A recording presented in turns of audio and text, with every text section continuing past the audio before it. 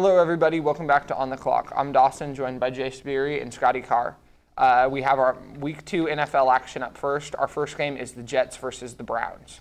We're going to jump in here in the fourth quarter with the Jets trailing 17-24 with 2 minutes left.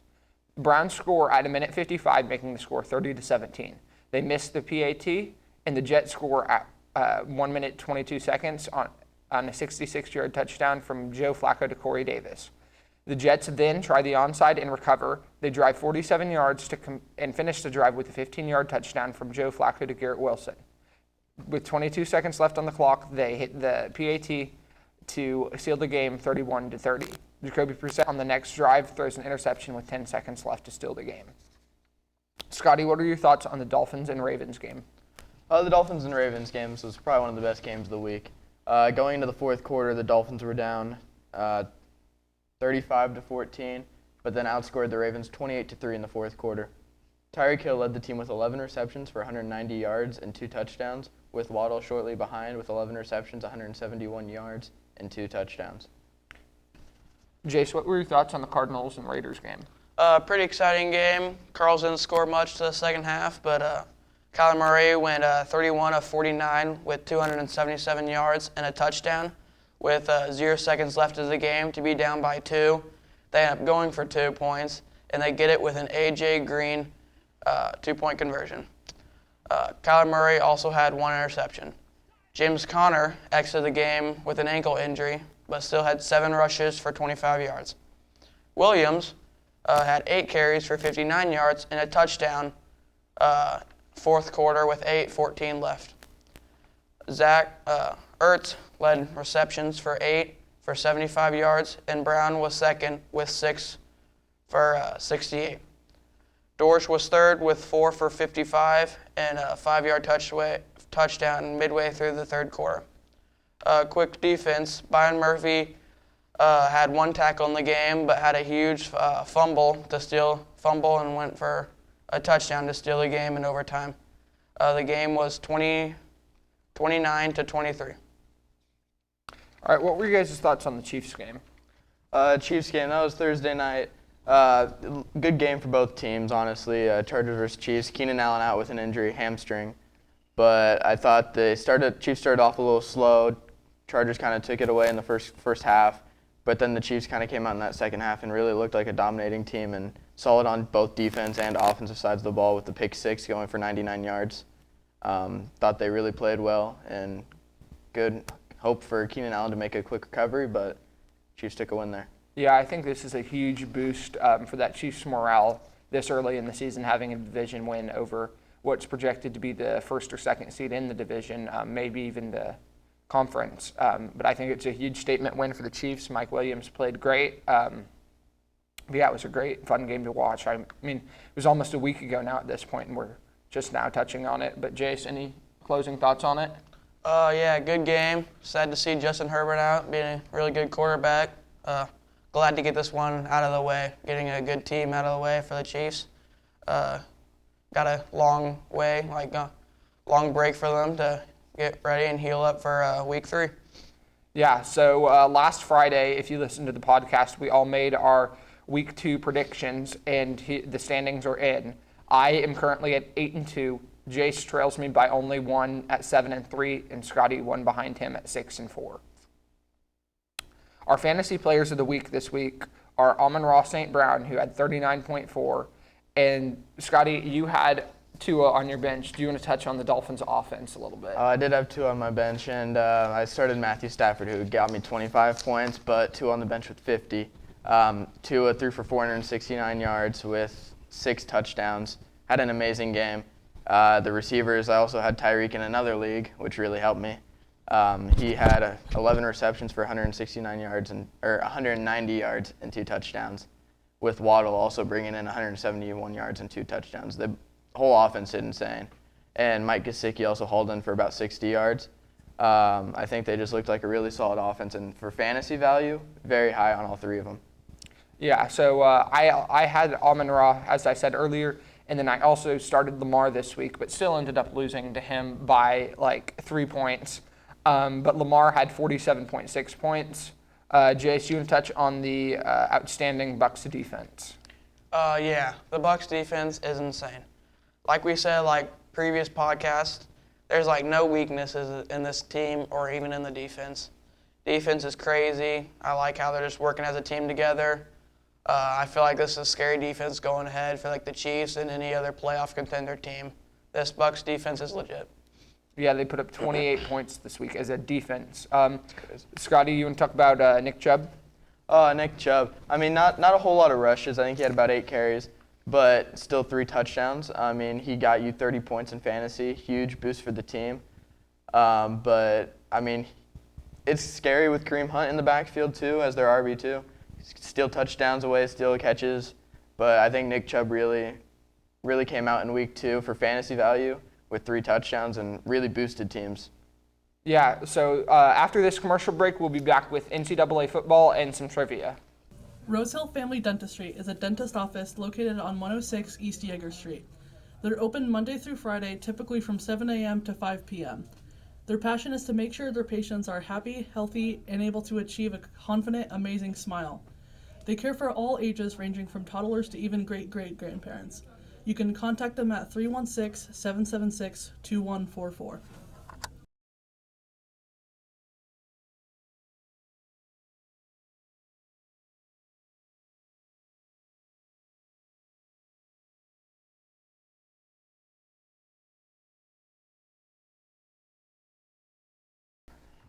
All right, NCAA Week 3, K-State at Tulane.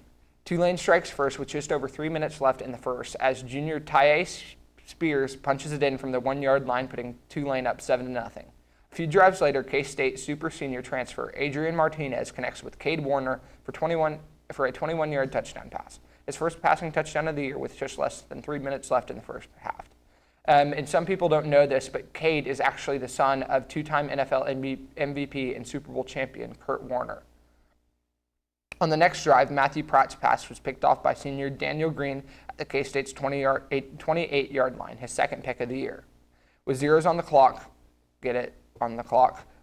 Chris Tennant hits a 22-yard field goal to give K-State the 10-7 lead going into the half. In the third, the only points scored are a field goal by Tulane, but Michael Pratt throws his second pick of the game, this time picked off by Kobe Savage. Through the end of 3, we were tied at 10. Into the fourth, Tulane marches 52 yards in just over 2 minutes and caps it off when Michael Pratt completes a 4-yard touchdown to Tyrick James. K-State just couldn't recover and ended up losing 17-10.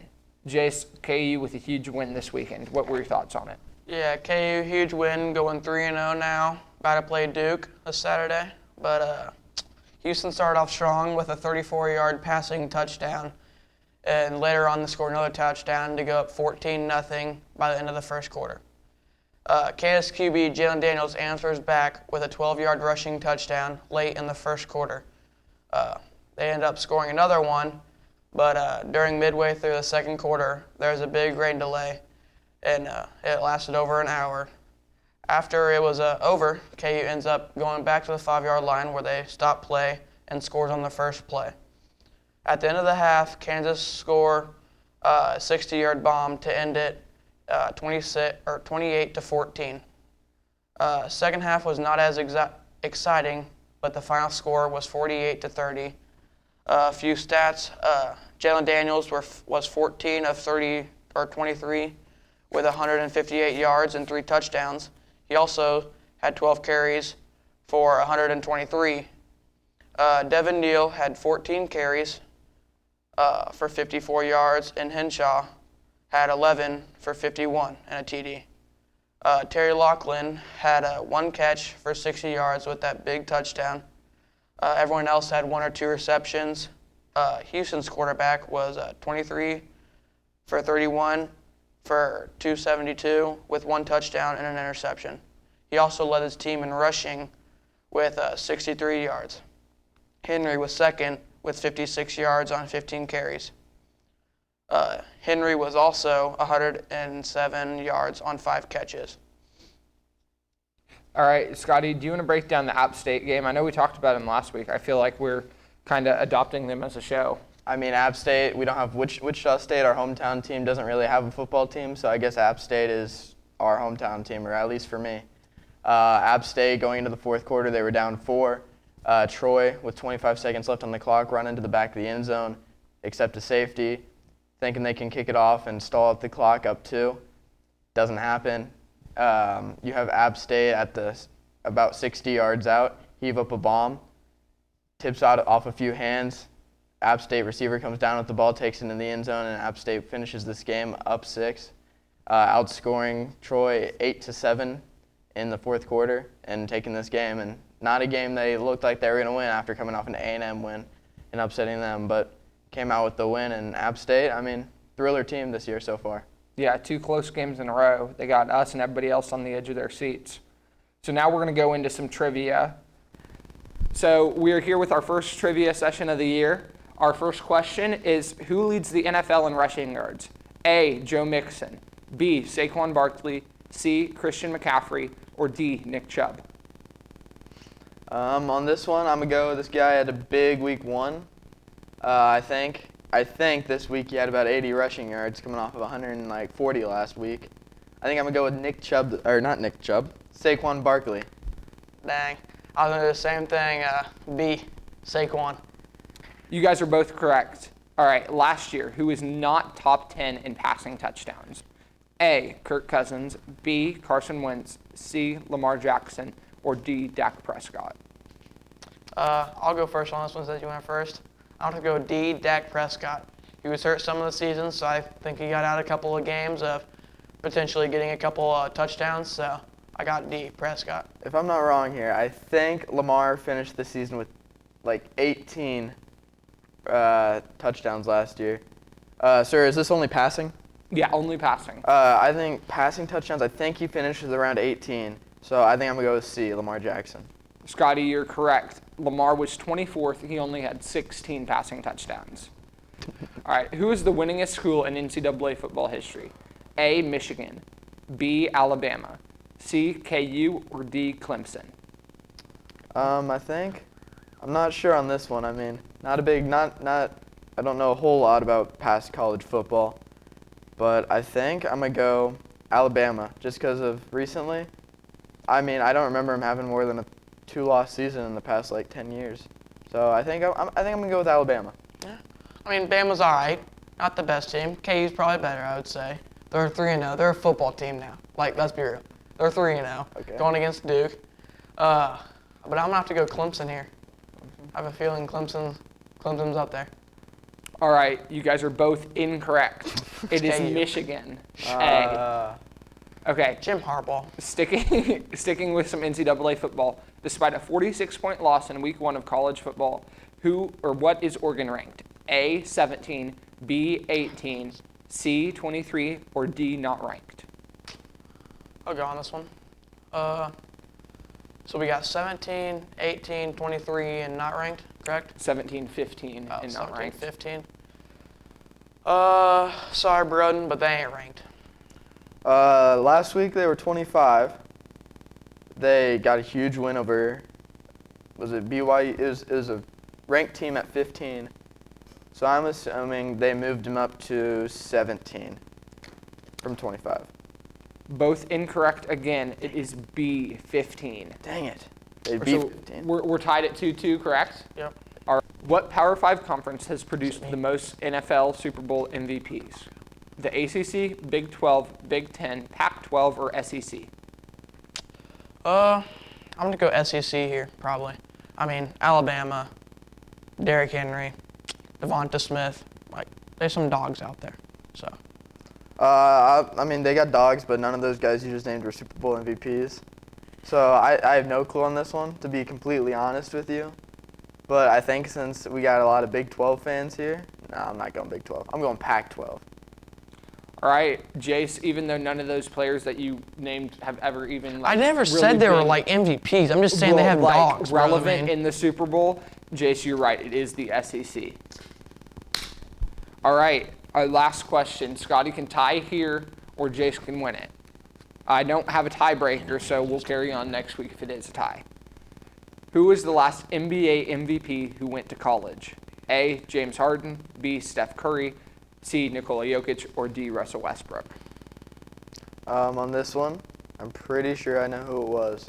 Curry won in 15, Westbrook in 16, Harden in 17, I think.